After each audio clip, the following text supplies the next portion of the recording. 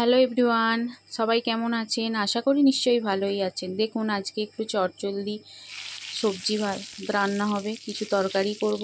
দেখো একটু ঝিঙে আলু করে কেটে নিয়েছি, ঝিঙে পোস্ত বানাবো। তাই 5 ফোড়ন, কড়াই তেল দিয়ে 5 ফোড়ন, জিরে, শুকনো লঙ্কা, তেজপাতা দিয়ে দিয়েছিলাম, দিয়ে সরষার তেল দিয়ে আলুগুলো ভেজে নিয়েছি। দেখো এবার ঝিঙেগুলো দিয়ে আলুগুলো লাল লাল করে ভেজে নেওয়ার পর ঝিঙেগুলো দিয়ে আরও কিছুক্ষণ ভেজে নেব। তারপর এখানে দেখো পোস্ত, কাঁচা লঙ্কা একসাথে পেস্ট করে নিচ্ছি। নিয়ে এদিকে দেখো ভাত হচ্ছে, ভাতটার সাথে কুমড়ো সেদ্ধ দিয়েছি। দেখো ঝিঙেটা ভাজা ভাজা হয়ে গেছে, কিছুটা লবণ দিয়ে দিলাম, দিয়ে কিছুটা হলুদ দিয়ে আরও কিছুটা ভাজা ভাজা করে নিলাম। আলুটাও দেখো অল্প সেদ্ধ হয়ে গেছে, ঝিঙেটাও সেদ্ধ হয়ে গিয়েছিল। এবার পোস্ত বাটাটা দিয়ে দিলাম, দিয়ে এবার কিছুক্ষণ নেড়ে নেব। তারপর আর কি জল দিয়ে দেবো, দিয়ে দেখো হয়েই এসেছে ঝিঙে পোস্ত। আর একটু ঢাকা চাপা দিয়ে সেদ্ধ করে নেবো, জলটা শুকিয়ে গেলেই এবার নেই এটা হতে থাক। এদিকে দেখো ভাতটা প্রায় হয়েই গেছে, এবার ভাতটা নামিয়ে নেবো। এদিকে দেখো ঝিঙে পোস্তও রেডি আমার।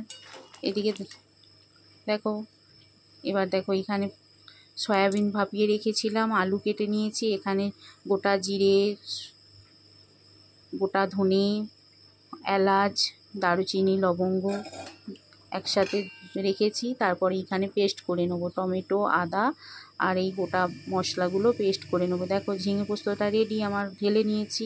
এবার কড়াই আবার সরিষার তেল দিয়ে দিলাম, তেলটা গরম হোক কিছুক্ষণ।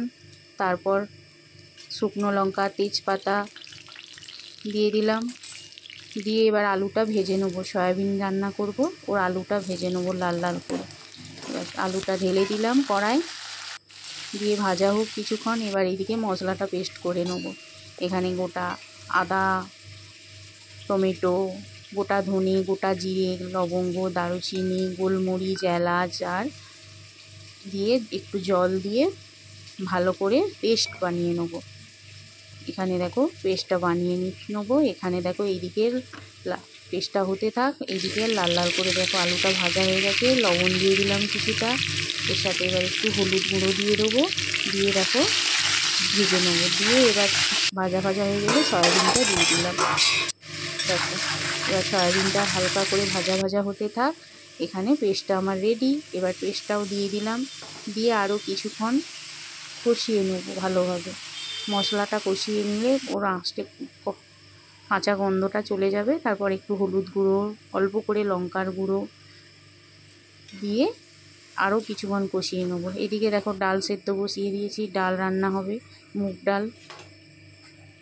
বেশি ডালটা সেদ্ধ হোক। এইদিকে দেখো তরকারি জল দিয়ে দিয়েছিলাম সয়াবিনে, এবার জলটা শুকিয়ে গেলে এবার নামিয়ে নেবো।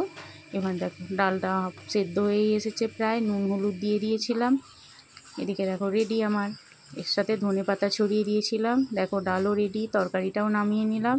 এবার ডালটা সম্বুরে নেবো। গোটা জিরে, তেজপাতা, শুকনো লঙ্কা, একটু সরিষার তেল দিয়ে দিলাম, দিয়ে একটু লাল লাল করে ভাজা ভাজা হয়ে যাক। এর সাথে আদা গ্রেট করে দিয়েছি একটু অল্প করে, দিয়ে আদাটা ভাজা হোক, কাঁচা গন্ধটা চলে যাক। তারপর ডালটা দিয়ে দেবো কড়াতে।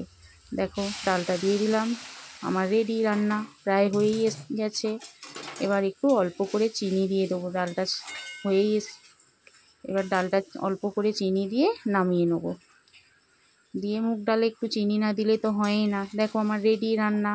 দেখো এবার খাবে থেকে চলে আসে কুমড়ো সেদ্ধ, সয়াবিনের তরকারি, ঝিঙে পোস্ত, ভাত।